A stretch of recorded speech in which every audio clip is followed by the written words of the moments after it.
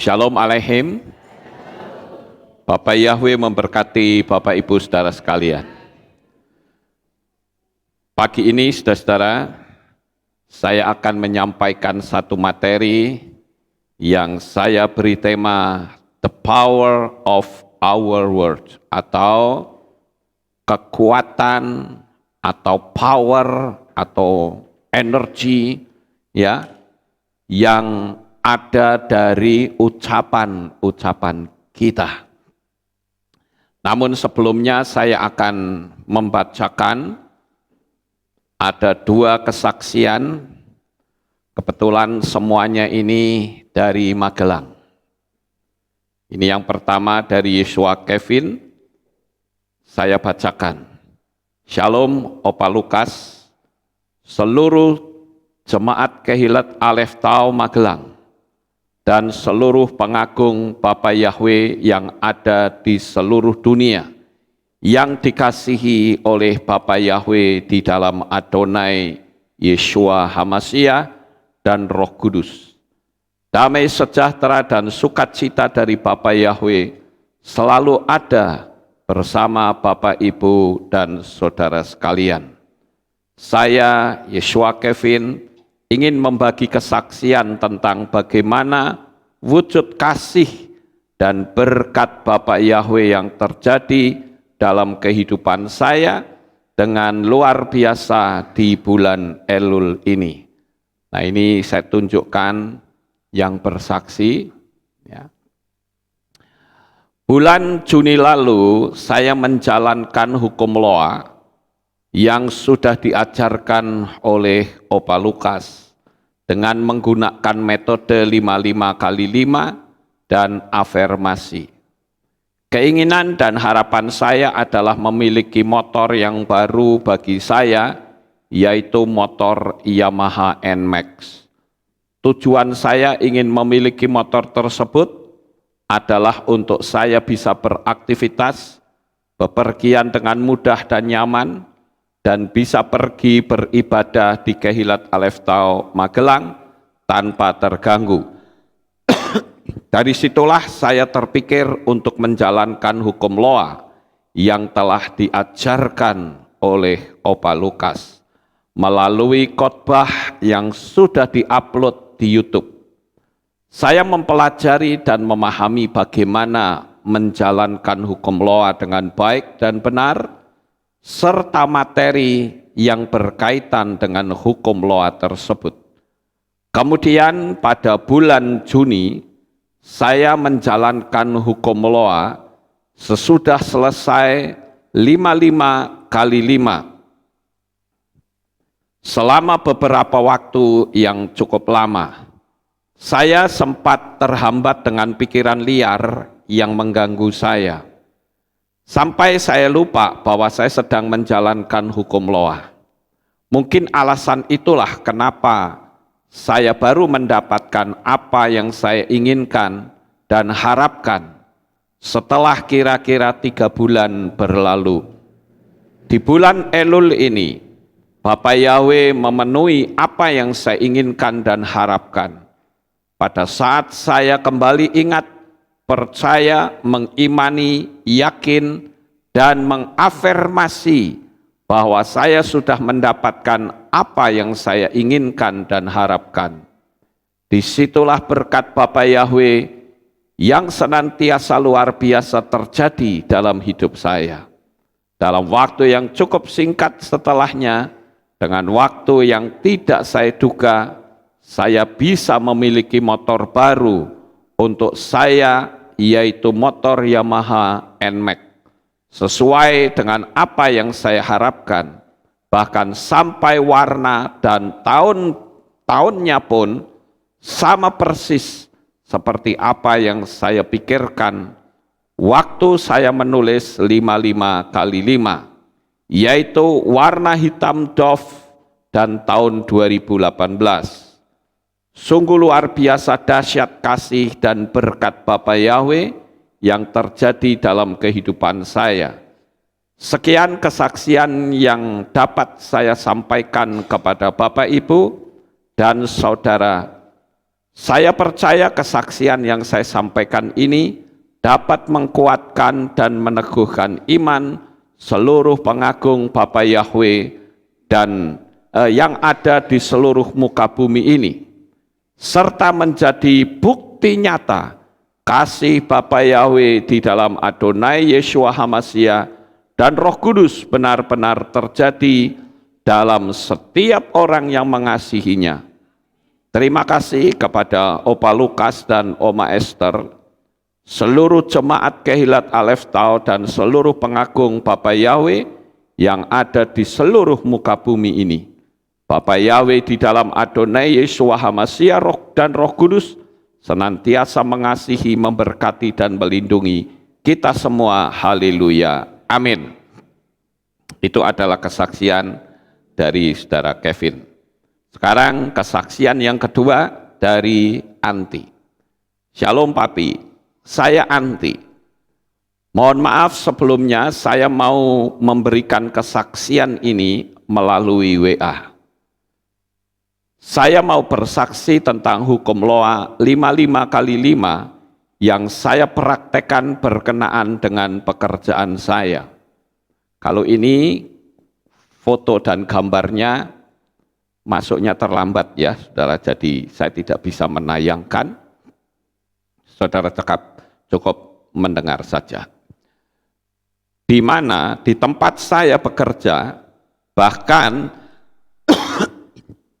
di tempat lainnya pun diwajibkan untuk memakai tanda bilangan sebagai syarat kalau masih ingin bekerja di tempat tersebut. Bulan Juli 2021 tempat saya bekerja mengadakan program pemberian tanda bilangan gelombang 1 dari para staf, leader, dan karyawan tetap. Dijadwalkan selama 5 hari, setiap hari dengan 400 kuota harus habis. Kebetulan saya sebagai leader dijadwalkan tanggal 12 Juli pukul 10 pagi. Saya bicarakan dengan suami saya, kalau saya sudah dapat jadwal itu. Suami saya mengatakan kalau kita sudah mendapatkan pengajaran dari Papi tentang tanda bilangan, sekarang ambil sikap. 3 hari sebelum jadwal saya, tanggal 12 Juli, saya melakukan doa puasa 3 hari mohon tuntunan Roh Kudus agar saya dihindarkan dari pemakaian tanda bilangan binatang itu. Waktu itu saya juga WA Papi, mohon dukungan doa. Jadwal saya 12 Juli 2021 jam 10 pagi. Jam 6 pagi, kebetulan waktu itu saya shift malam. Saya beranikan diri ketemu supervisor saya dan bilang, kalau saya tidak mau terima tanda bilangan, apapun resikonya, apapun sanksinya, saya terima. Alasannya karena hati nurani saya tidak bisa menerima atau menolak.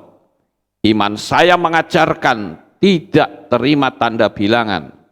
Supervisor saya jawab, ya sudah, tidak apa, diganti dengan yang lainnya saja dulu.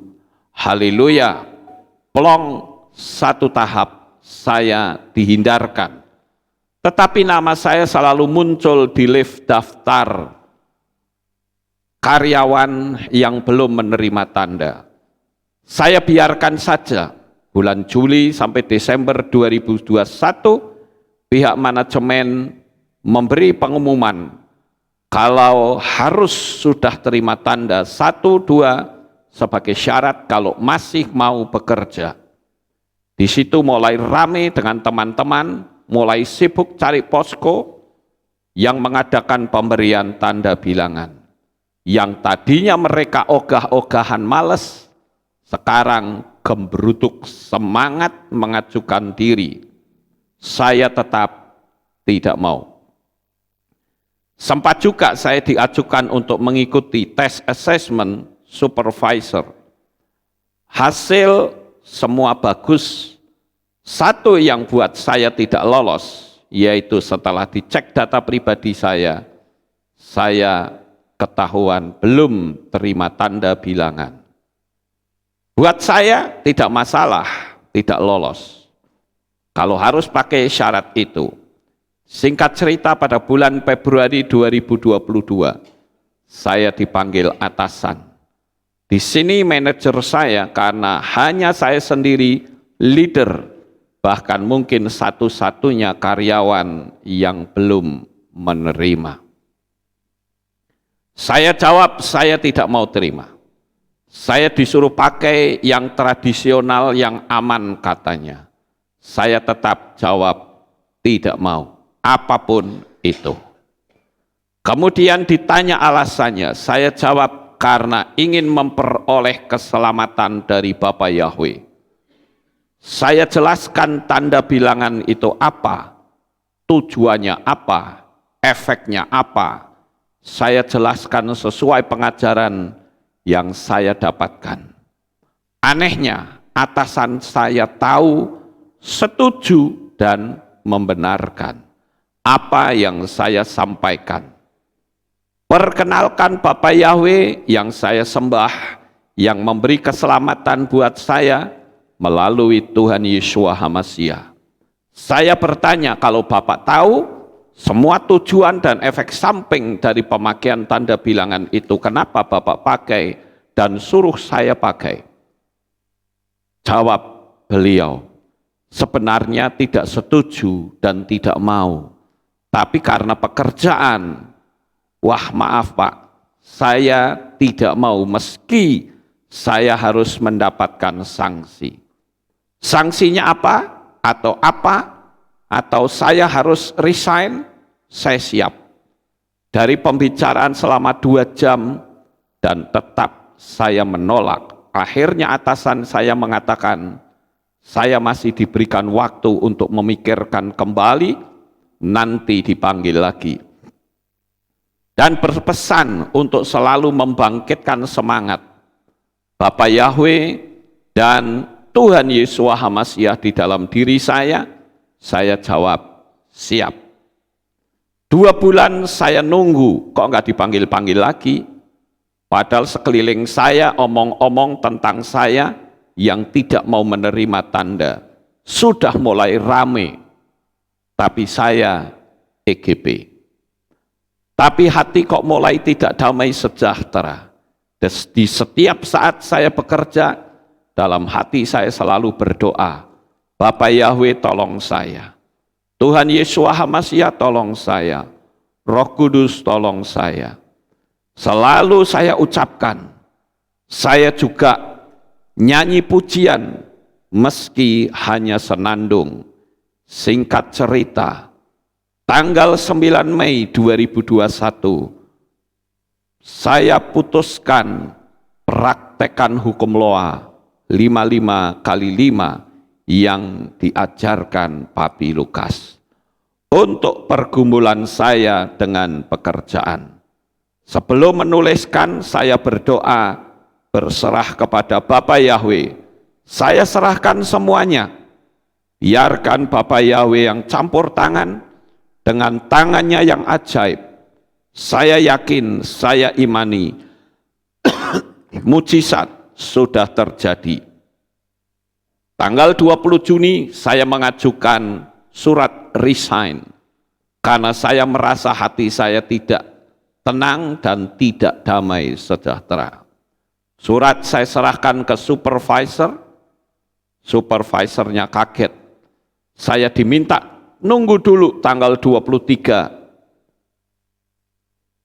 Selang sehari pengajuan surat resign, saya dipanggil lagi. Ternyata surat resign saya ditolak oleh manajemen. Loh, kenapa? Saya kan tidak mau menerima tanda. Atasan menjawab, tidak apa-apa. Itu aturan untuk karyawan baru. Dan untuk saya masih bisa bekerja, tapi di rolling dari leader ke quality control. Saya jawab, tidak masalah. Tapi saya tidak dibiarkan dioyak-oyak untuk terima tanda bilangan itu lagi. Jawabnya, tidak lagi. Haleluya, puji Bapak Yahweh, luar biasa campur tangan Bapak Yahweh. Sudah hampir 1,5 bulan saya bekerja di divisi saya yang baru. Hikmat yang Bapak Yahweh sungguh luar biasa. Bapak Yahweh tempatkan saya di tempat yang tepat, di mana saya tidak harus berurusan dengan emosi orang yang bisa memancing emosi saya. Saya ambil nilai positifnya.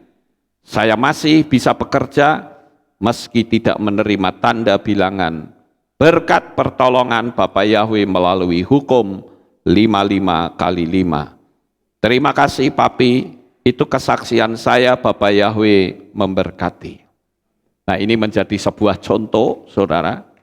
Kalau orang yang berani bertindak iman, Bapak Yahweh pasti menjadi pelindung. Ya.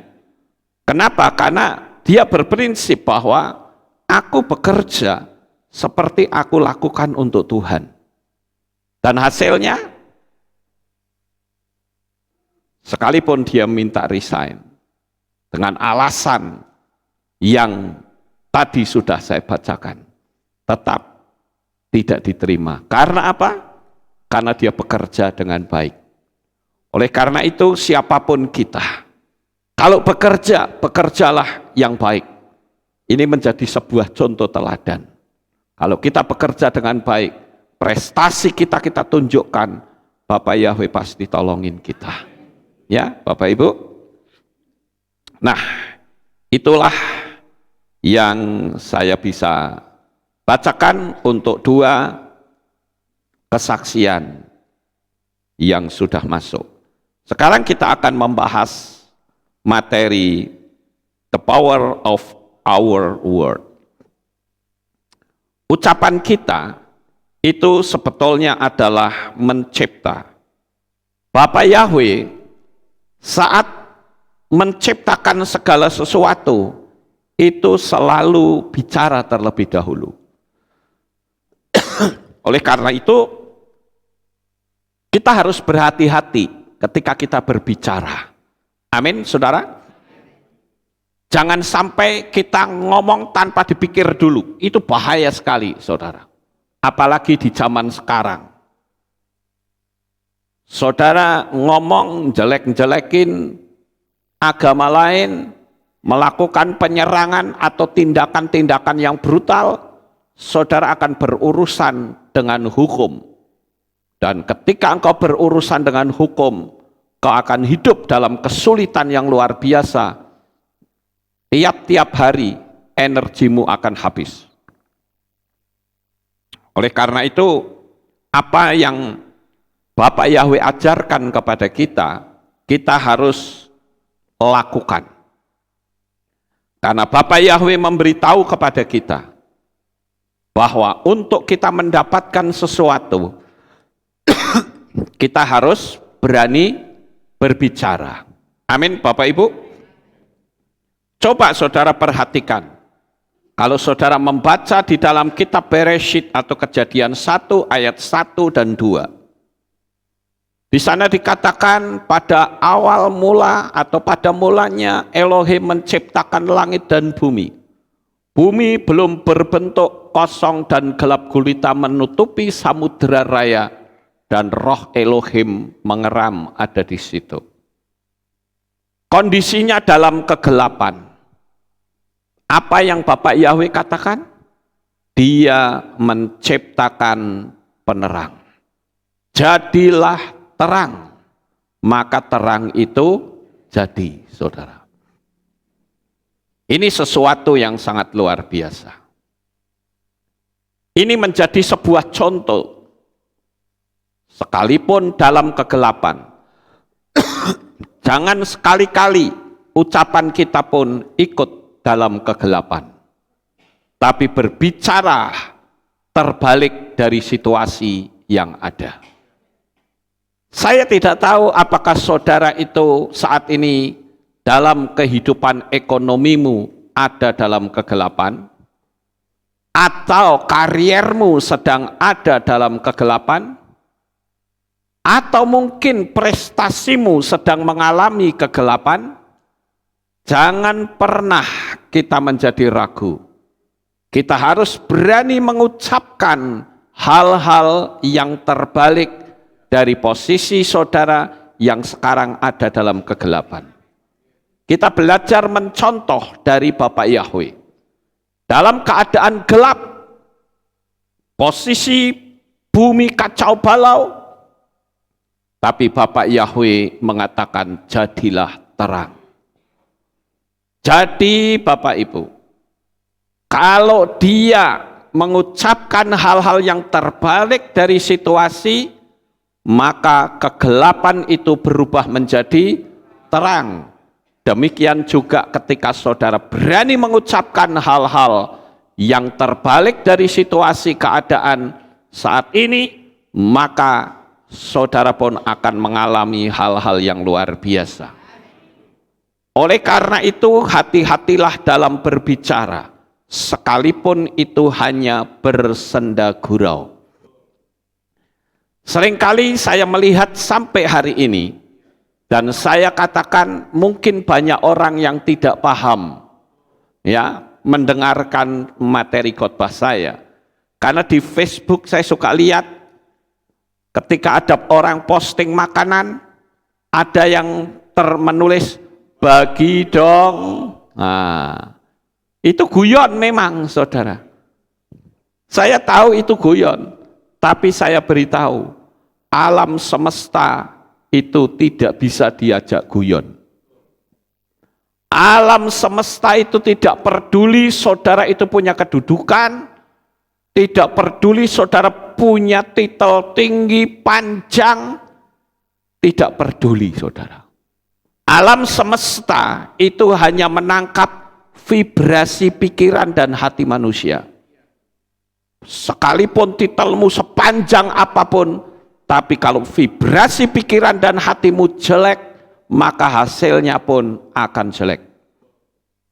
Tapi sebaliknya, ketika seseorang, katakanlah mungkin ekonominya rendah, sekolahnya pun juga madol, tetapi kalau ucapannya selalu positif, maka yang positif itu akan datang dan menguasai kehidupan orang itu. Haleluya. Ini adalah sebuah fakta, saudara-saudara. Saya buktikan bahwa alam roh itu tidak kenal itu beneran atau bukan. Contoh ketika saudara mimpi. Pernah nggak saudara mimpi dikejar-kejar anjing? Pernah? Ya. Apakah itu sebuah kenyataan? Tidak, itu hanya mimpi. Tapi kenapa saudara bisa merasa takutnya luar biasa, ngos-ngosan, padahal itu bukan sebuah fakta. Itu artinya tubuh saudara akan bereaksi dengan apa yang ada di alam supranatural. Pernah sekali waktu ketika saya sedang tidur, saya dibangunin sama istri saya. Pap, ada apa? Ada apa? Karena waktu itu saya sedang nakut-nakuti kuntilanak, saudara. Jadi saya mimpi ketemu kuntilanak, tak puarani, tak kejar, tak takut-takuti, kuntilanaknya lari. Ya, saya bilang kuntilanaknya lari, saudara. Lepas hahaha itu dia dengar, bangunin, dikira saya ngapa-ngapain, saudara. Ya. Saya bilang, saya baru saja ngejar-ngejar kuntilanak di dalam mimpi, saudara. Itu artinya apa?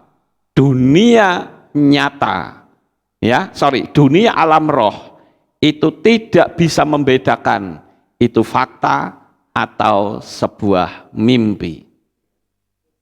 Jadi, hati-hati. Ketika saudara berbicara, hati-hati. Sekali lagi, alam roh tidak kenal kepandaian, tidak kenal titel manusia manapun.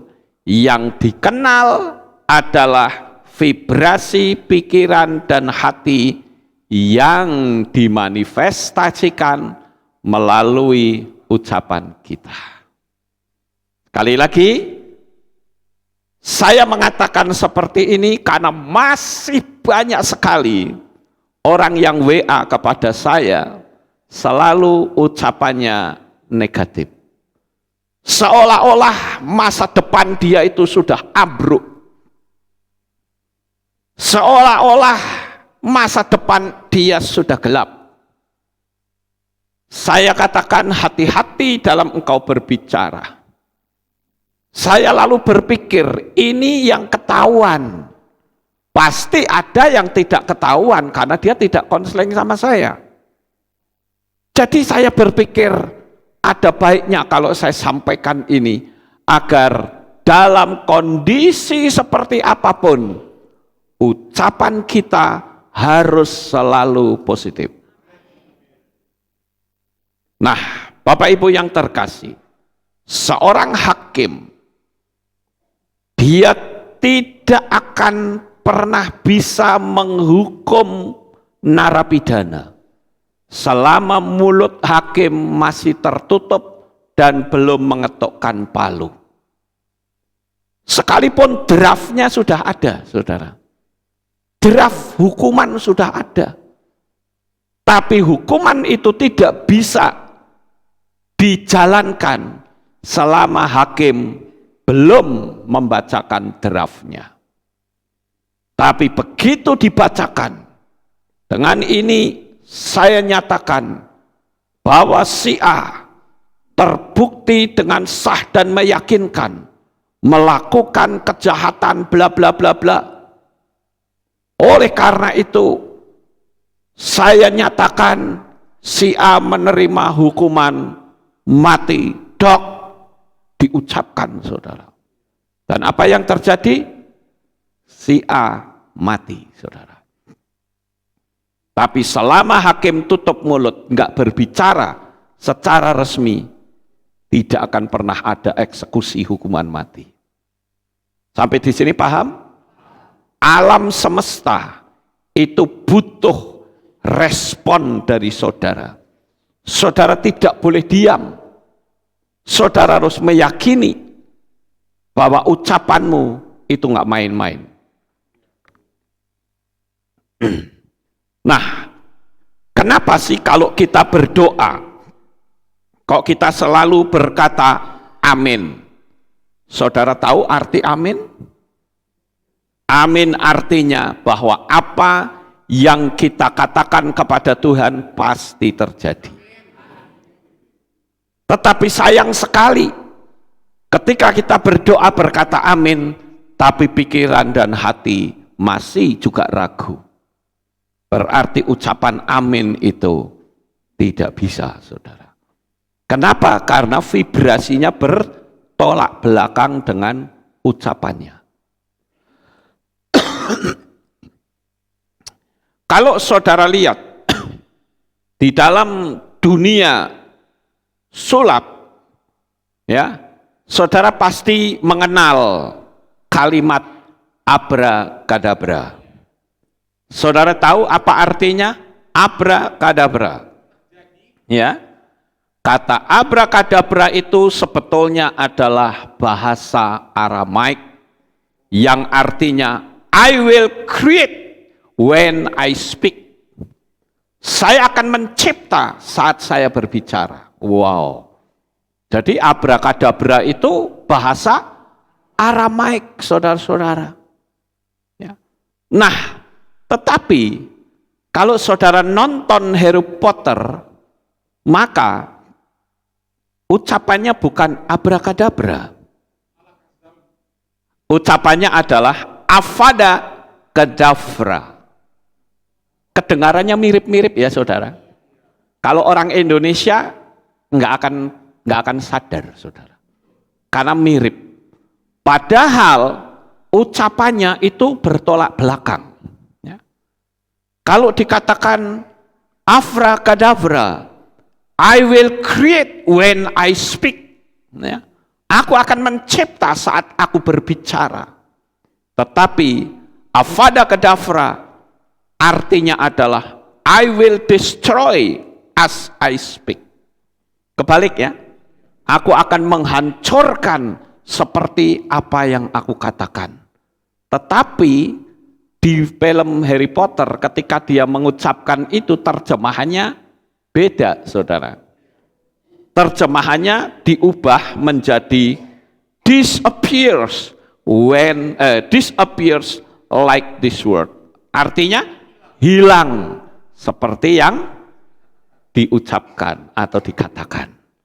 Jadi ketika mau menghilang, dia mengucapkan kata-kata avada kedavra, hilang.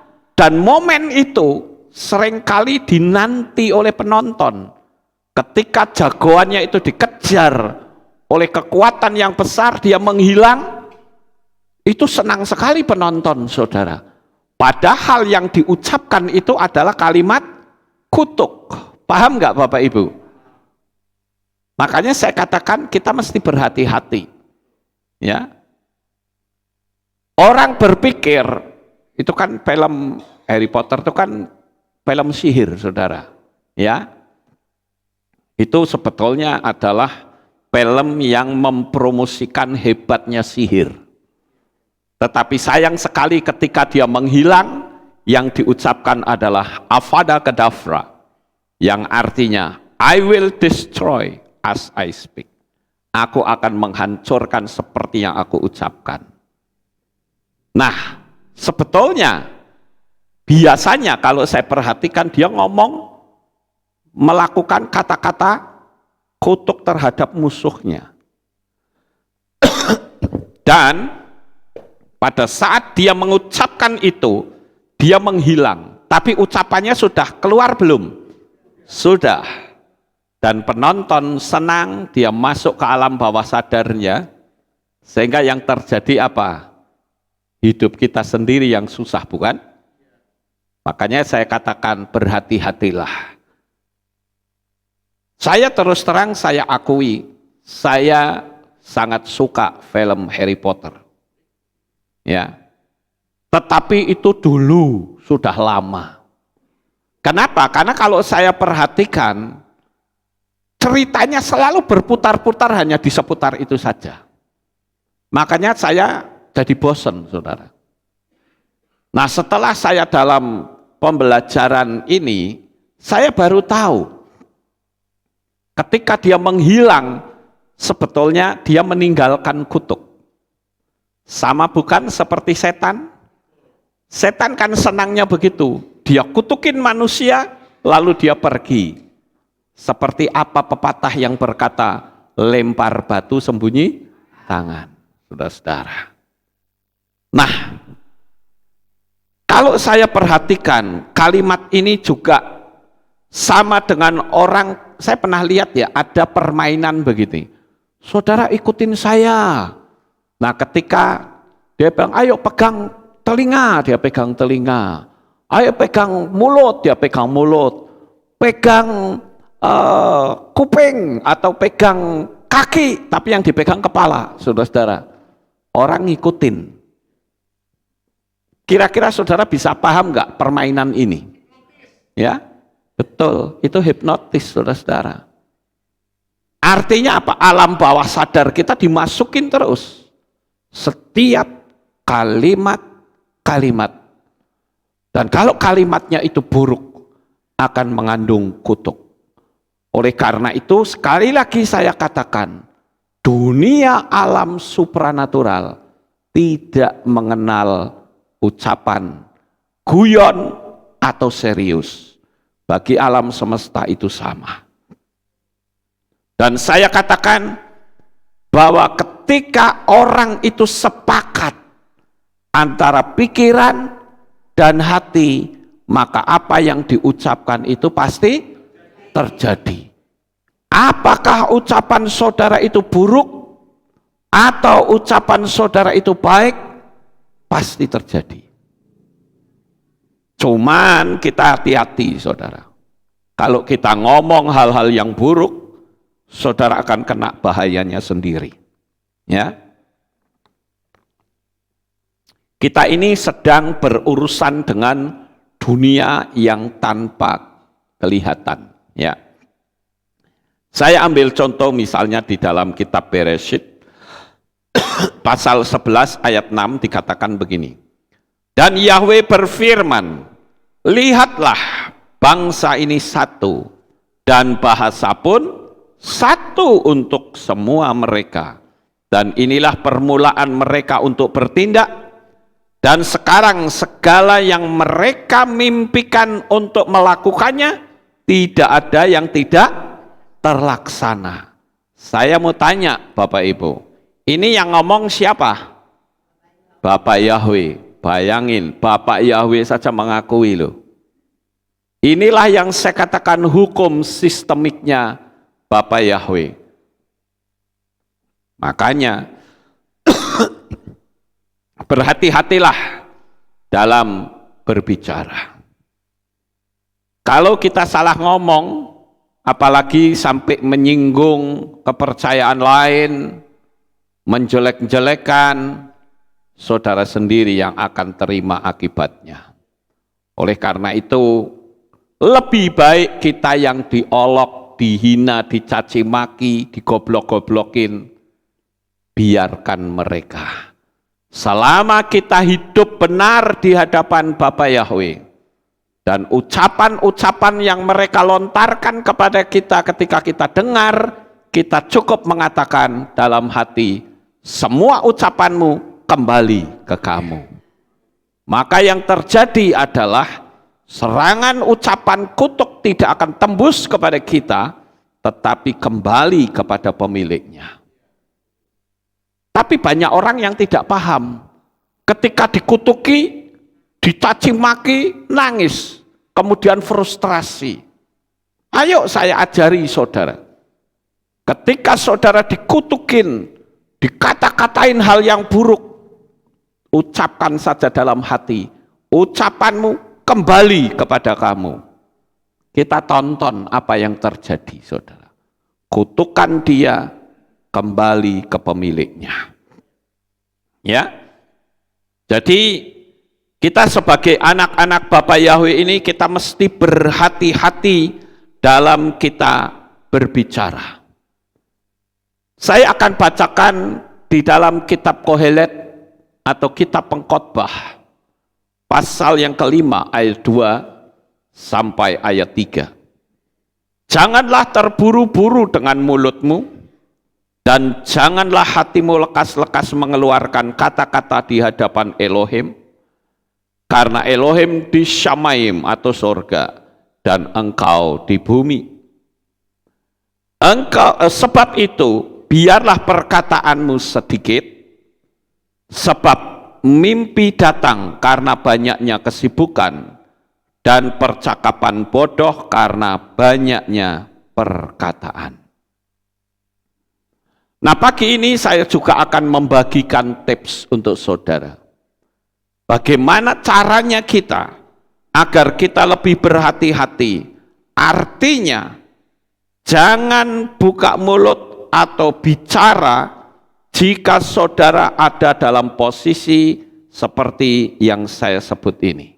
Yang pertama, pada saat saudara atau hati saudara sedang panas. Ketika hati saudara panas dan saudara ngomong yang tidak-tidak, hati-hati saudara. Justru ketika emosimu sedang diaduk-aduk, saudara harus ingat bahwa alam supranaturalmu sedang terbuka lebar. Itu adalah kesempatan yang terbaik untuk saudara menubuatkan hal-hal yang besar bagi diri saudara masing-masing. Jadi ngapain kita balas ngutukin, kita marah, kita mengucapkan kata-kata kutuk yang jauh lebih jahat dari orang itu.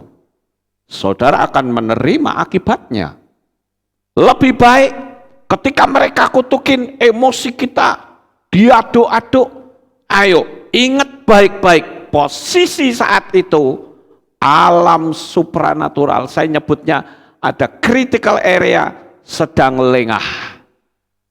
Karena pikiran sadar dan pikiran bawah sadar itu ada pembatas yang namanya critical area. Saya tidak akan menerangkan ini karena di video-video saya sudah berkali-kali saya terangkan.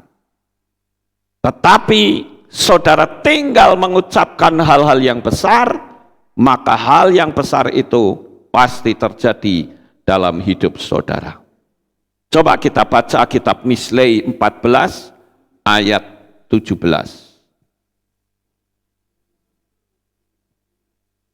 Kita baca Mislei atau Amsal pasal 14 ayat 17, dikatakan, siapa yang cepat marah bertindak bodoh, dan orang yang merencanakan kejahatan dibenci.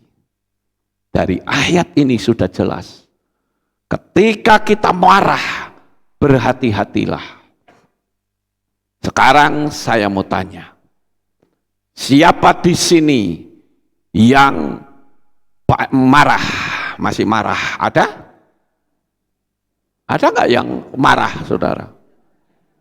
Wah, hebat. Saya katakan itu baru jemaat Aleph Tau. Luar biasa. Saya acungin jempol 4-4, cuma tak unggah kayak rodo angel, saudara. Ya. Dan saya berharap apa yang saudara lakukan ini betul-betul saudara melakukannya. Sekarang pertanyaan yang kedua, tak balik. Siapa yang saat ini tidak dalam kondisi amarah, angkat tangan. Nah, yang tidak angkat tangan terus piye? Atau saya harus pakai bahasa Ibrani? Atau saya pakai bahasa Inggris atau bahasa Cina? Kira-kira saudara yang tadi tidak angkat tangan, saudara bisa paham nggak ya? Omongan saya, jangan-jangan saudara belum paham ini. Saya ulang sedikit. Siapa di sini yang hatinya saudara sekarang ini sedang dalam keadaan kemarahan atau kepahitan hati? Angkat tangan. Tidak ada, bukan? Oke, bagus. Ya. Sekarang tak balik.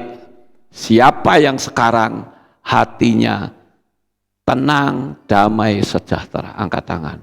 Wah, sekarang angkat tangan semua. Nah, itu loh. Artinya apa? Saudara mau merespon. Apa sebabnya hukum law of attraction kadang tidak bekerja? Karena kita itu tidak merespon. Karena kurangnya kita merespon, alam semesta itu menganggap saudara nggak butuh. Ngerti nggak? Makanya saya ngasih tahu seperti ini, itu demi kebaikan saudara. Sekarang saya mau tanya sekali lagi, yang terakhir pertanyaan saya. Siapa di antara saudara yang ingin hidup kaya raya? Haleluya. Saudara yang ada di rumah bagaimana? Angkat tanganmu, hidupmu pasti kaya. Pertanyaan berikutnya, orang kaya itu salah atau tidak? Enggak salah ya? Coba saudara ngomong supaya yang lain dengar, supaya mic saya ini bisa nangkap. Sekali lagi, saudara kalau kaya itu salah atau tidak? Nah, Bapak Ibu Saudara dengar bukan? Jemaat Aleph Tau begitu antusiasnya. Saya sangat bersyukur. Dan saya juga berdoa untuk saudara. Yang saudara mengucapkan hal yang sama, jadilah untuk saudara. Haleluya. Ini permainan alam supranatural loh saudara.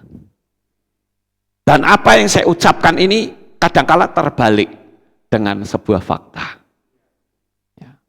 Tapi kan Yesua memang mau mengembalikan ke hal-hal yang benar. Seperti ketika Yesua itu diterjang oleh angin badai, apa yang Yesua katakan?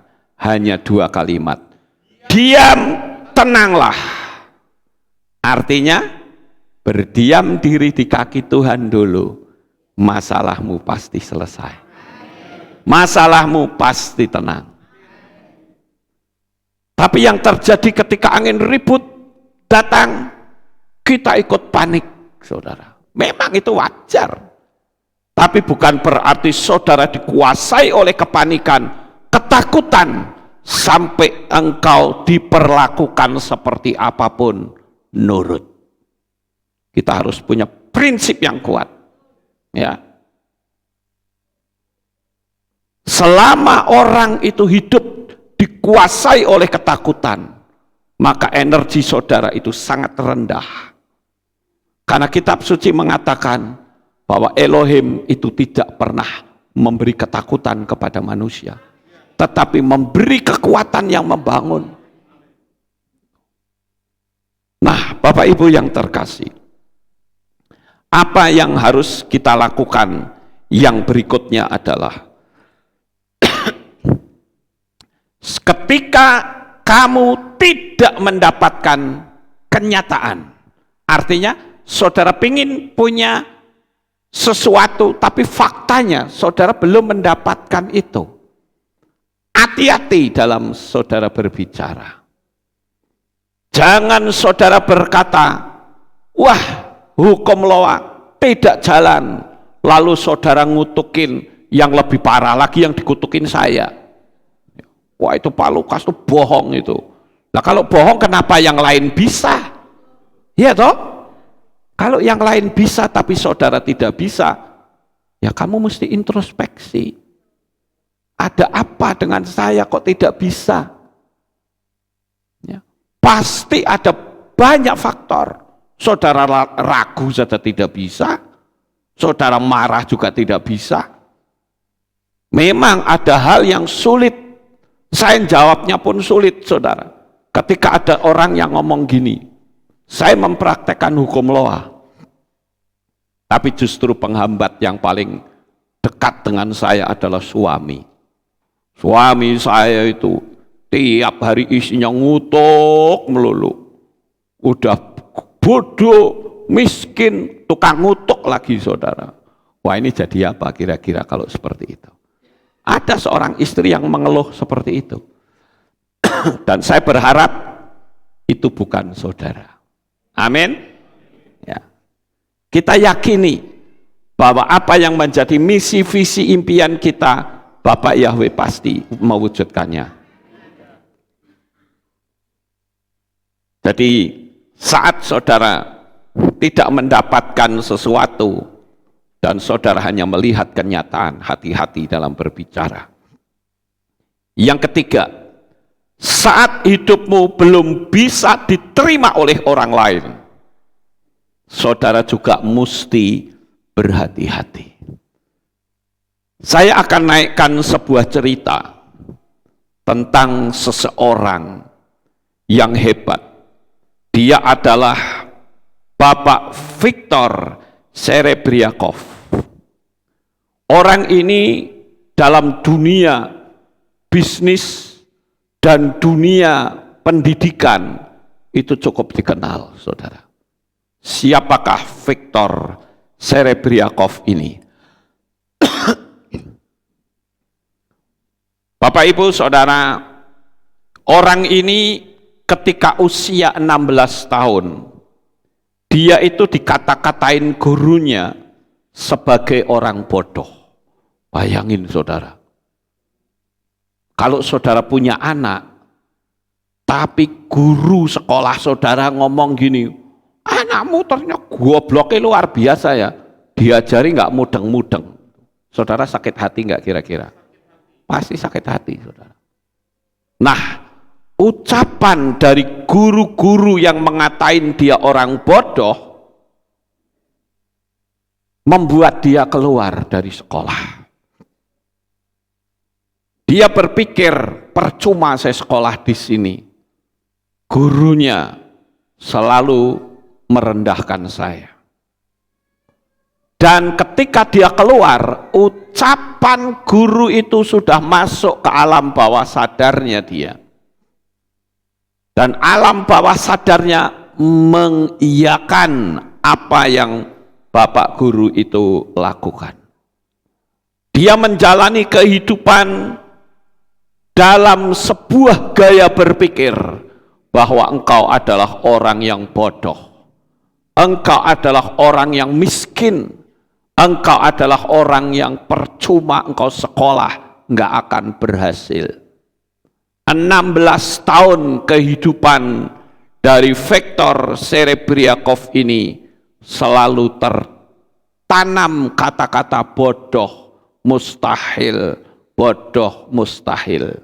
Itu ucapan loh saudara, dari seorang guru. Dan apa yang terjadi?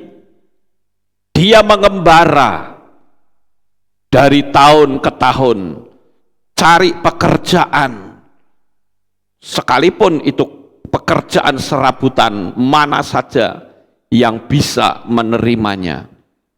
Tapi image-nya terus dibangun oleh ucapan gurunya sebagai orang yang bodoh, orang yang tidak bisa berbuat apa-apa.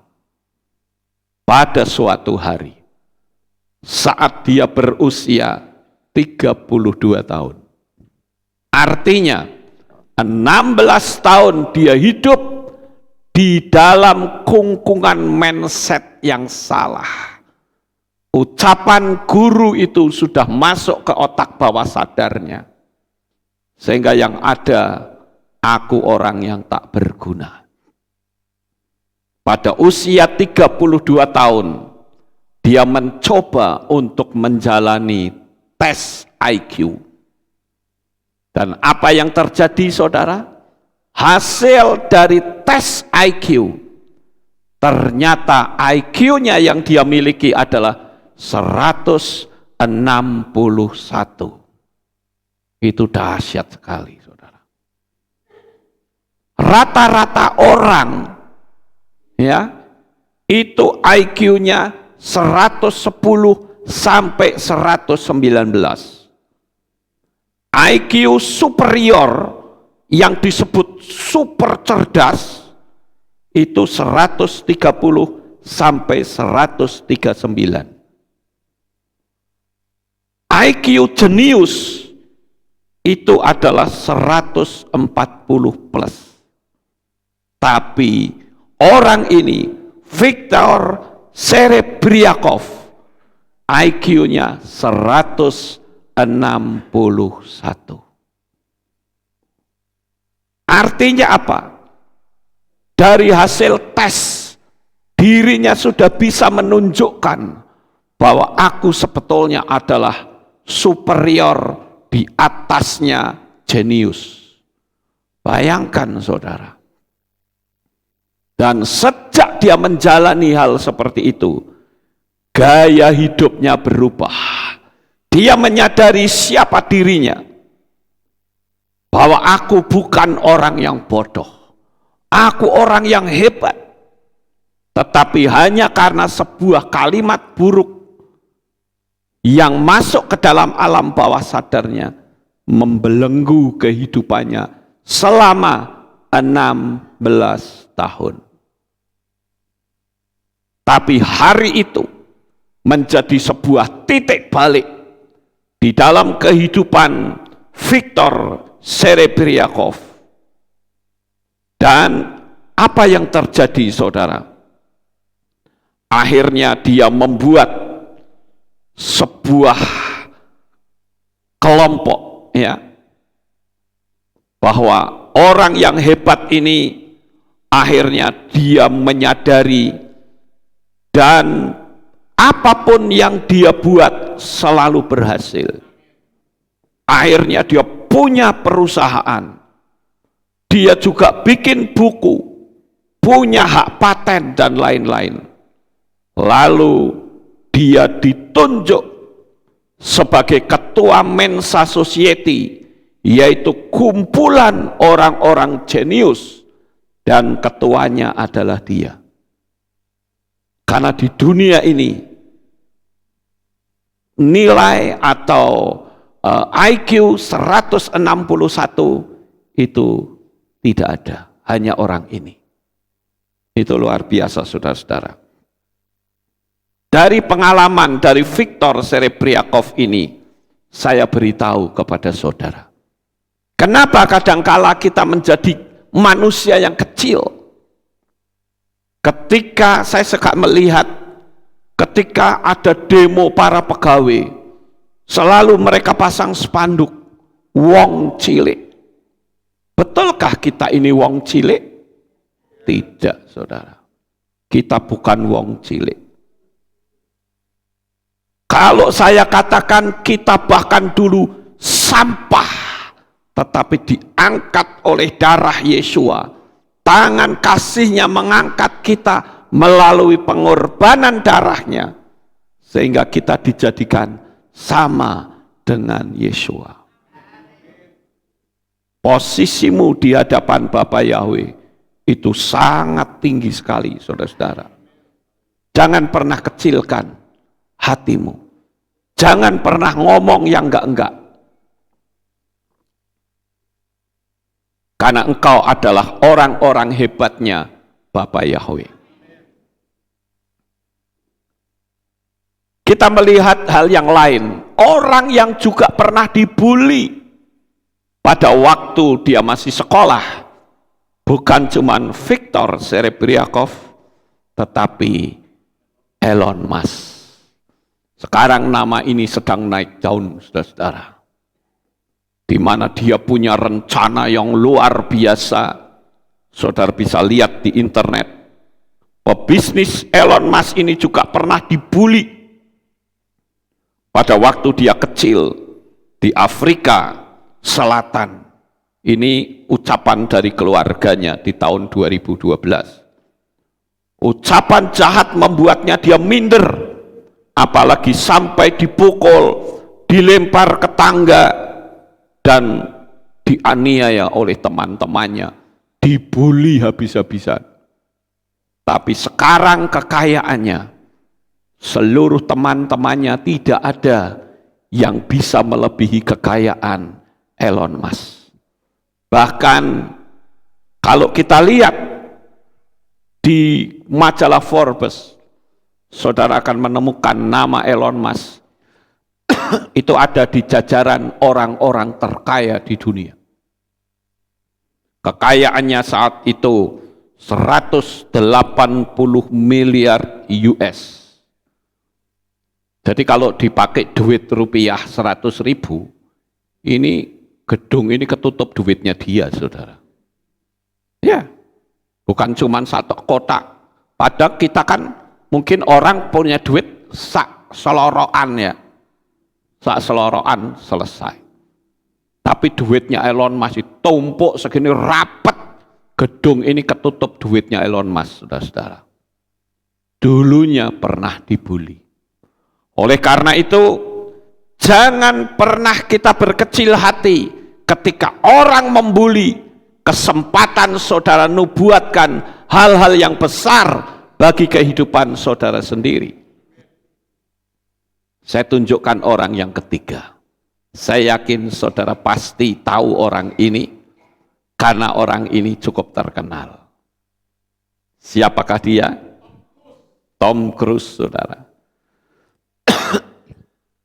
Tom Cruise ini juga pernah mengalami bullying pada saat dia kecil. Keluarganya berpindah-pindah. Sering ayahnya yang selalu mencari-cari pekerjaan baru untuk menyangga kehidupan rumah tangganya. Bullying ternyata tidak mempan bagi Tom Cruise. Sehingga yang terjadi adalah hidupnya dinaikkan. Itu sudah hukum universal. Hukum alam semesta yang Tuhan ciptakan untuk manusia di atas muka bumi ini. Terlepas dia percaya Bapa Yahweh atau tidak. Menjalani hukum ini pasti terjadi. Oleh karena itu saudara, kalau ada orang yang nyinyir kepada saudara, biarkan saja. Ya. Kita harus berhati-hati. Saya selalu mengatakan, kenapa kita perlu jaga ucapan kita. Saya punya beberapa alasan. Kalau orang yang nyinyir kepada kita, biarkan saja. Tapi kita jangan, saudara. Ya. Kalau dia nyinyir ya memang dia mampunya begitu. Ngerti nggak?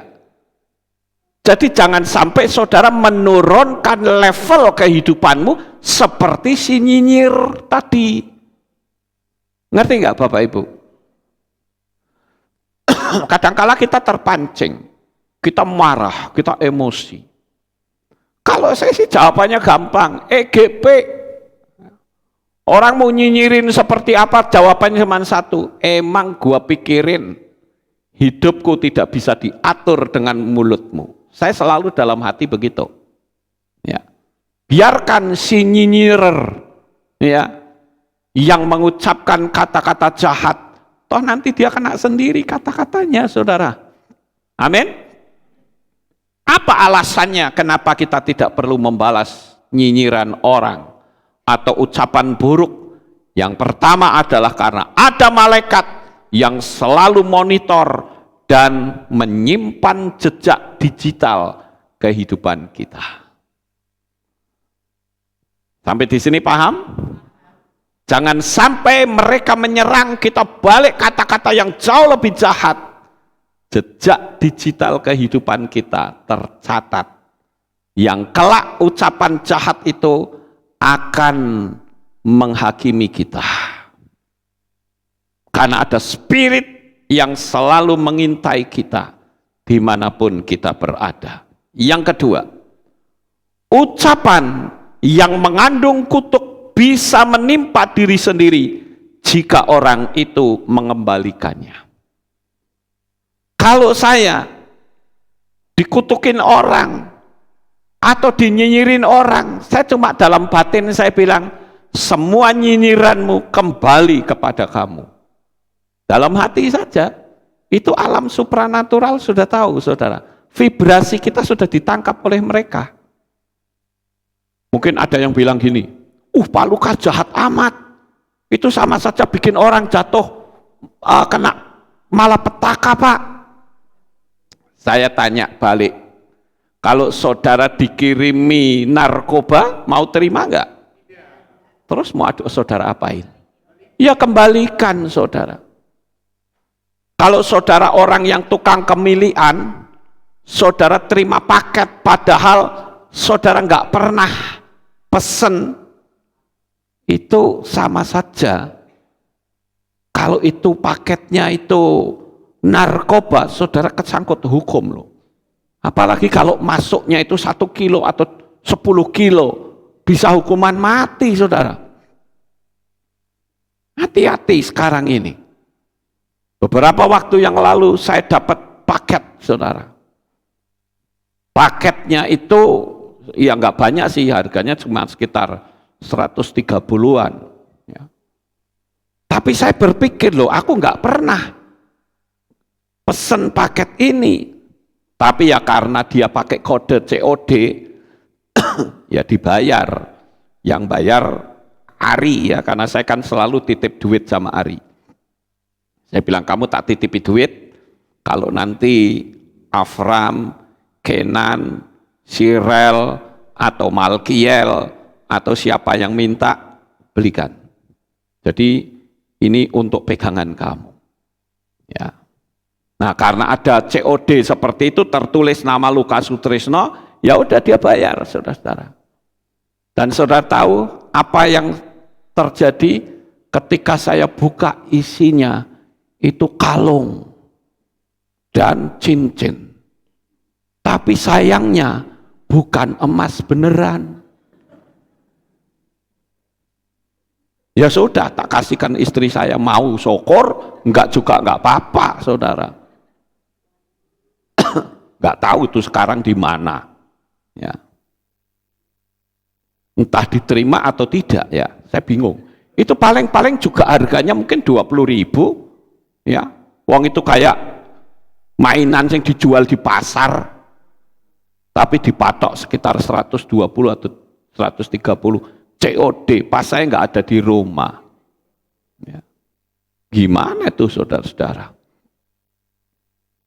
Nah, oleh karena itu, kalau saya ada di tempat, saya pasti kembalikan. Aku nggak pesen ini, aku nggak mau.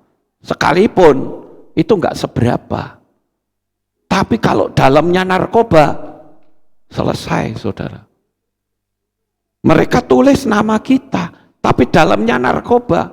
Di depan situ ada polisi, nyegat, kena nggak saya? Kena. Lukas Sutresno ditangkap karena narkoba. Piye saudara-saudara?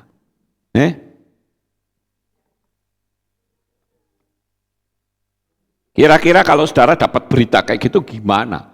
Sopo sing belani saya? Wong faktanya itu paket narkoba, namanya juga Lukas Sutresno kok. Tapi bisa saja itu jebakan. Hati-hati ya Bapak Ibu. Jangan kemilian. Kalau saudara terima paket sekalipun itu namamu dan engkau tidak merasa, ya, tidak merasa beli atau pesan, jangan diterima. Biasanya di situ suka ditulis nomor HP. Waktu ditelepon sama anak saya Elis, nggak aktif HP-nya. Ya namanya juga penipu, ya saudara.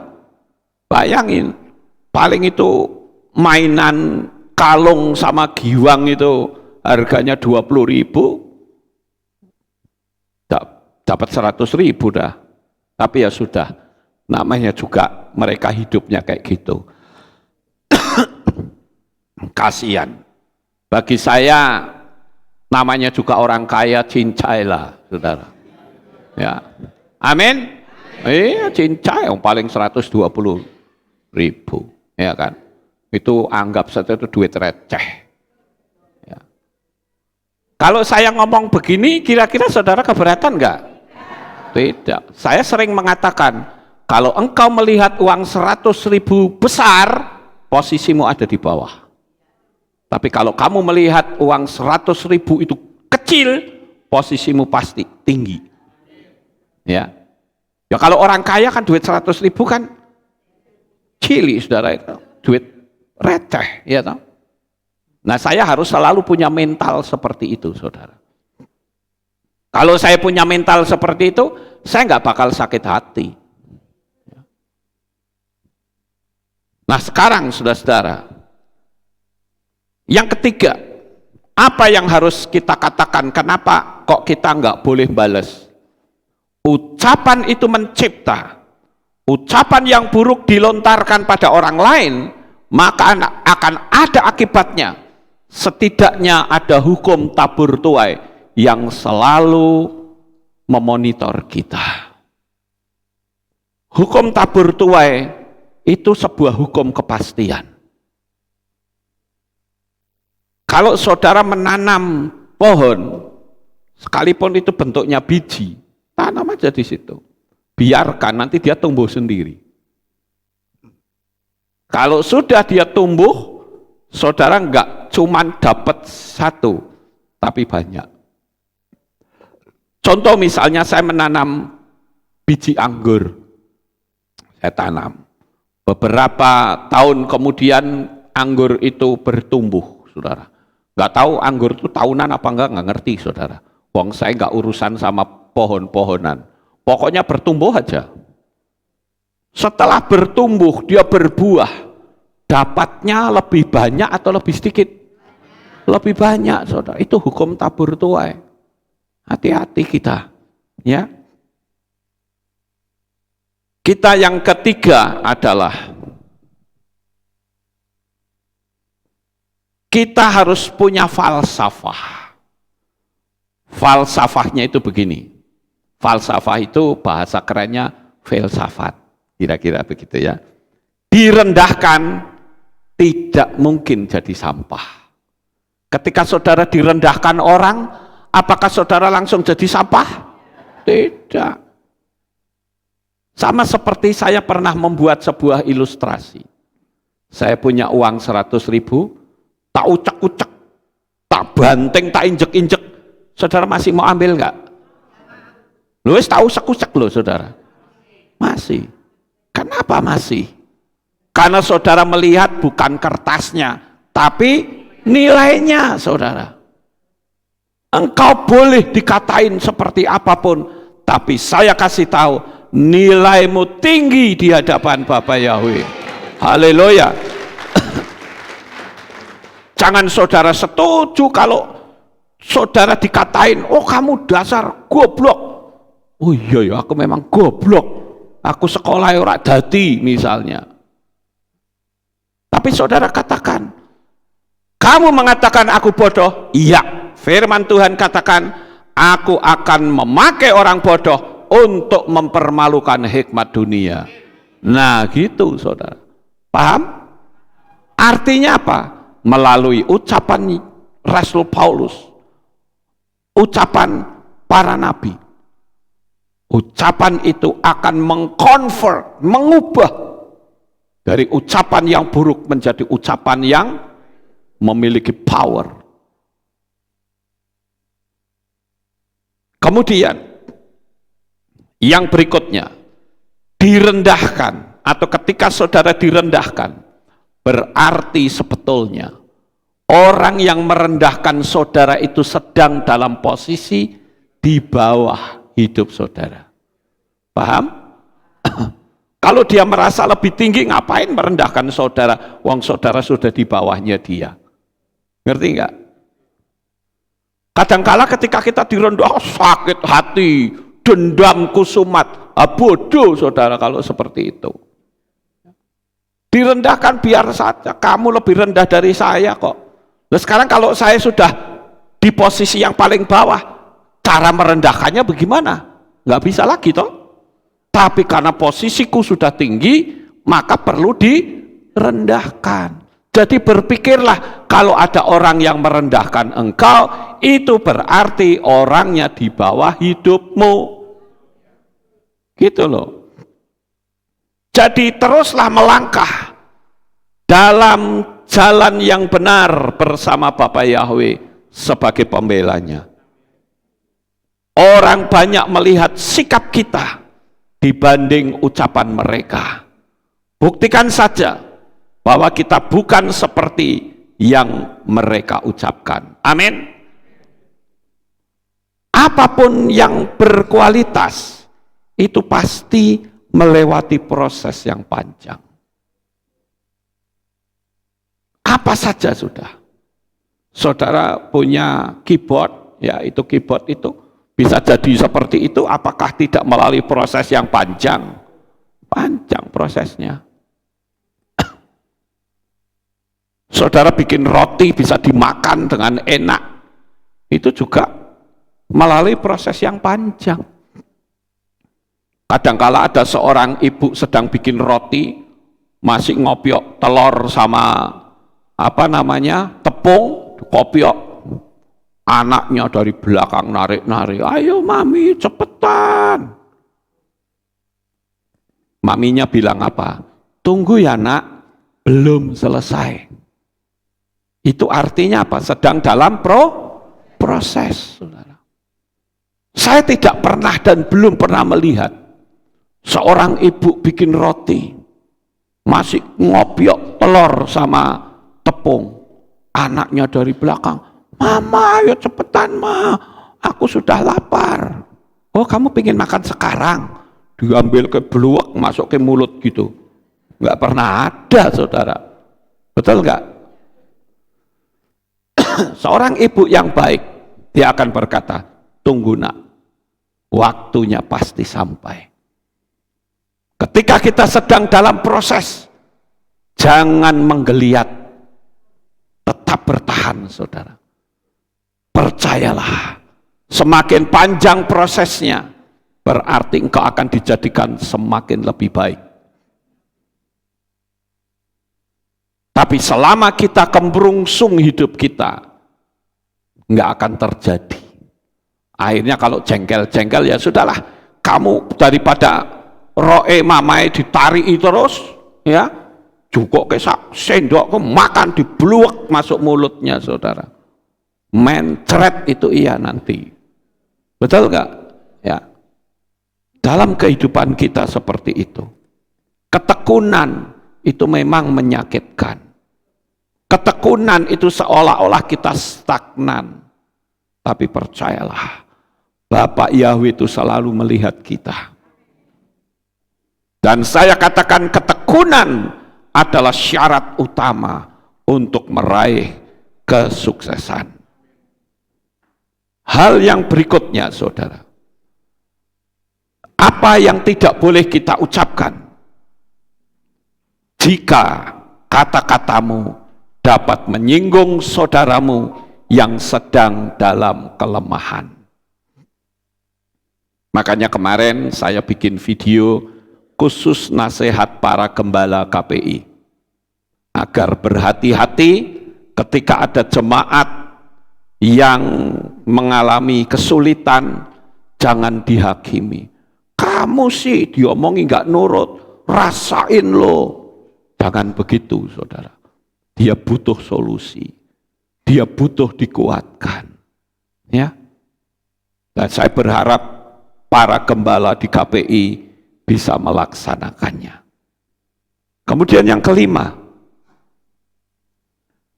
kenapa kita tidak boleh mengucapkan kata-kata yang buruk? Sebab jika kata-katamu karena kata-katamu akan menjadi cerminan yang buruk buat teman dan keluarga. Makanya kalau mau bicara mesti pikir dulu.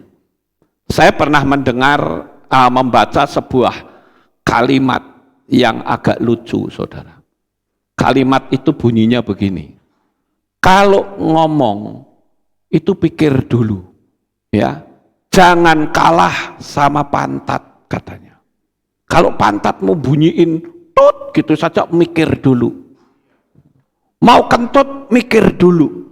Kalau mau kentut, pikir dulu. Kenapa orang kalau ngomong nggak mikir dulu? Nanti akibatnya jadi masalah. Ya. Nah ini kan kita jadi rugi semua, saudara. Sebagai anak-anak Bapak Yahweh, kita harus menyadari. Ya. Pernah ada sebuah cerita, dia katakan begini. Ini ceritanya di sebuah sekolahan. Waktu itu dia bilang begini, guru saya itu orangnya baik. Kenapa? Waktu saya kentut di dalam kelas, wah semua orang pada geger. Waktu itu memang saya sedang terus-menerus ingin kentut. Tapi akhirnya ketahuan sayalah yang kentut, maka Bapak guru bilang, keluar kamu dari sini. Berarti guru saya itu baik.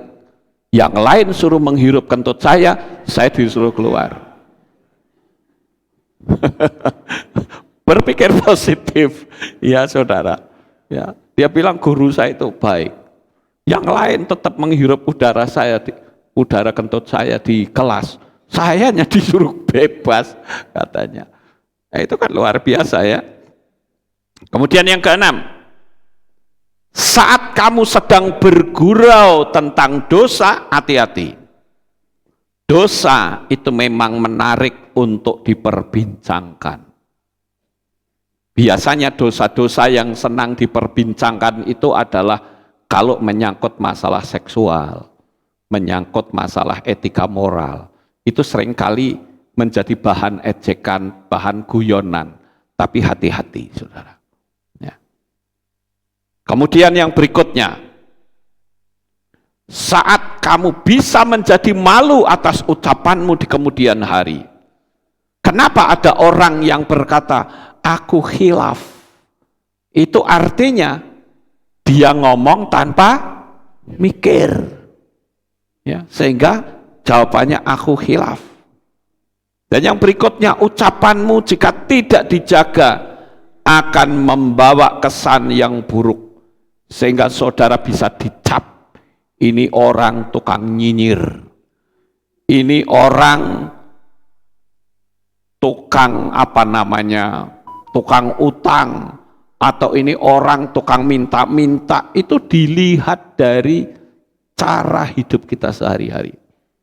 Tapi kalau kita banyak memberi solusi, pasti orang akan bilang, kalau mau dapat solusi yang baik, datang sama orang ini.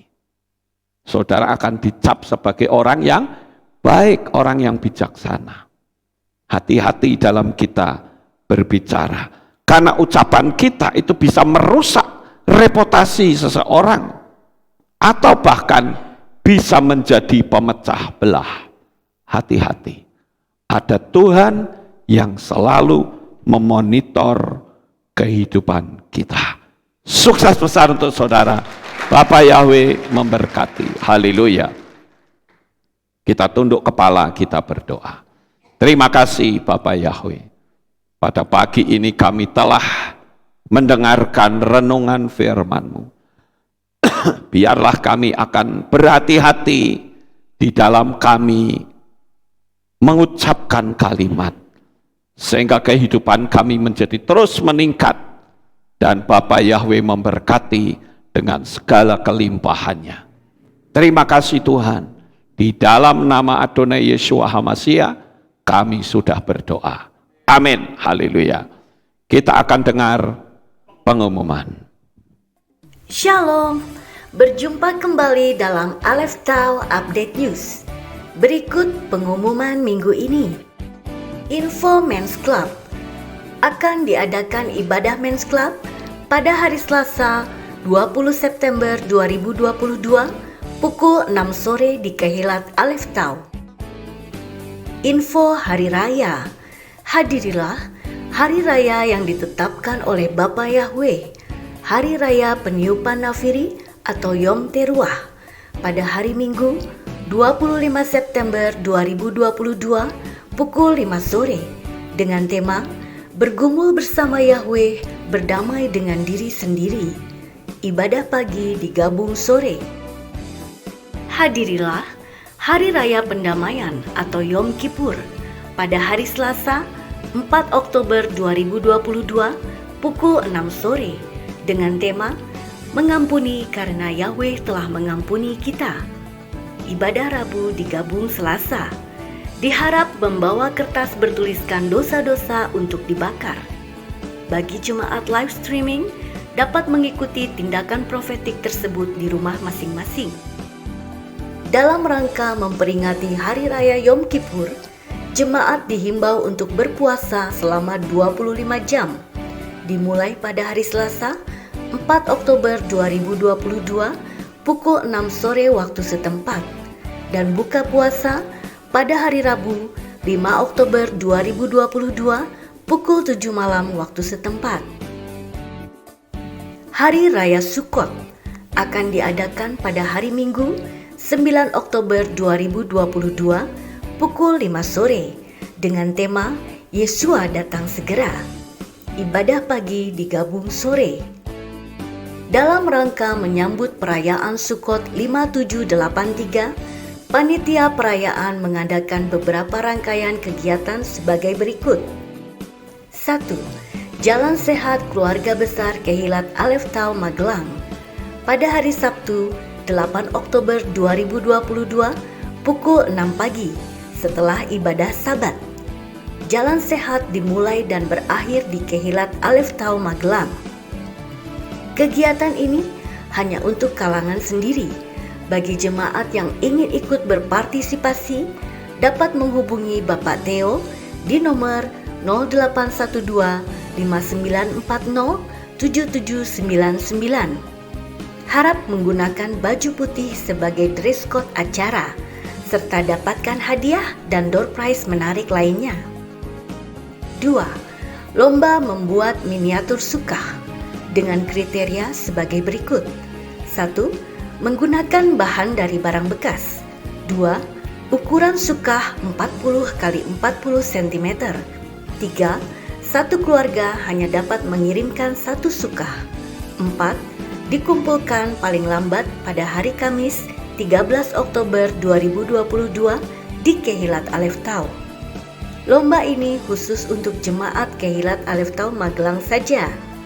Untuk info lebih lanjut, dapat menghubungi Saudara Petra di nomor 0896 1300 0369. Demikian pengumuman minggu ini. Sukses besar bagi saudara. Bapak Yahweh memberkati. Ya, itu pengumumannya Bapak Ibu. Kita akan akhiri kebaktian kita. Saya mengundang jemaat Tuhan kita bangkit berdiri. Kita akan tutup di dalam doa. Haleluya.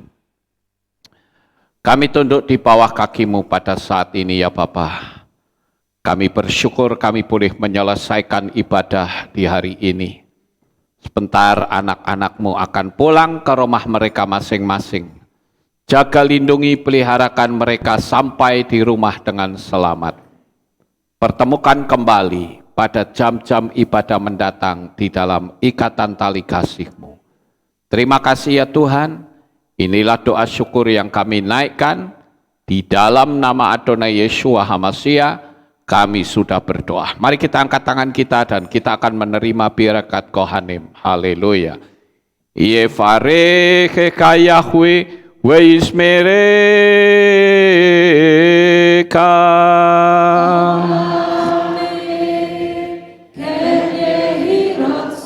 Yair Yahweh panau eleka wihuneka.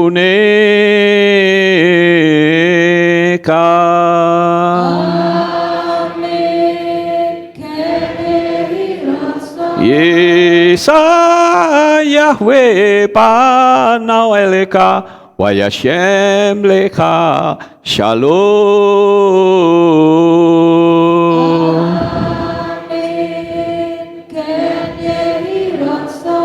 Baruk atapair ufaruk atabasareh. Engkau akan diberkati di kota dan kau akan diberkati di ladang. Amin. Baruk peripit nih kau friatmat kau frifahim teka syekar ala pkw steroconeka. Diberkatilah buah kandunganmu, diberkati hasil bumimu, diberkati hasil ternakmu, anak-anak lembumu dan anak-anak dombamu. Amin. Baruk tanah kau misyarteka, diberkatilah bakulmu dan tempat adonanmu. Amin. Baruk ata baboy kau faruk ata baseteka, dan kau akan diberkati pada waktu engkau masuk dan engkau akan diberkati pada waktu engkau keluar. Amin. Baruk ata Yahweh Eloheinu melek haolam besem Yeshua HaMashiach waruah hakodes kile olam faed. Kami sudah berdoa dan mengucap syukur. Haleluya.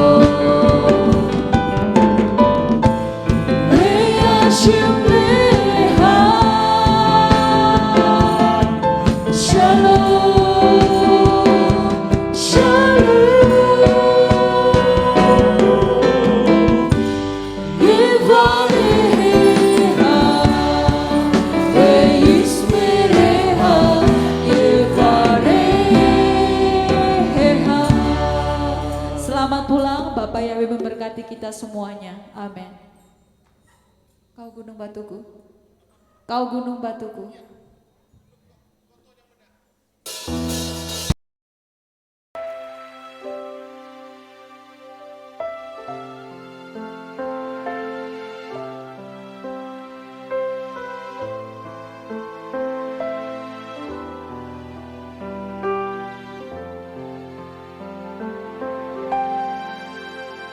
Yeshua, ku datang bersujud dan menyembah di hadapan-Mu. Ku berserah penuh. Yeshua, ku puji segala perbuatan-Mu yang ajaib bagiku, bagi hidupku. Namamu Yeshua yang telah selamatkanku. Kau berikan hidupmu, disiksa bagiku. Namamu Yeshua yang ubah hidupku, cara hidup lamaku menjadi baru.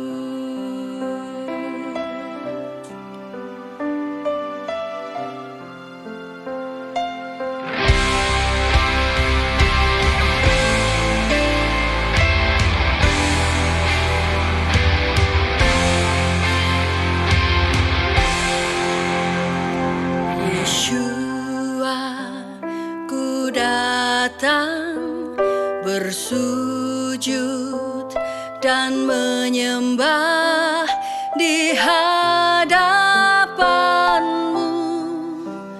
Ku berserah penuh. Yeshua, ku puji segala perbuatanmu yang ajaib bagiku, bagi hidupku. Namamu Yeshua yang telah selamatkanku. Kau berikan hidupmu, disiksa bagiku. Namamu Yeshua yang ubah hidupku, cara hidup lamaku menjadi baru. Namamu Yeshua yang telah selamatkanku, telah mati hidup lamaku, ku lahir baru.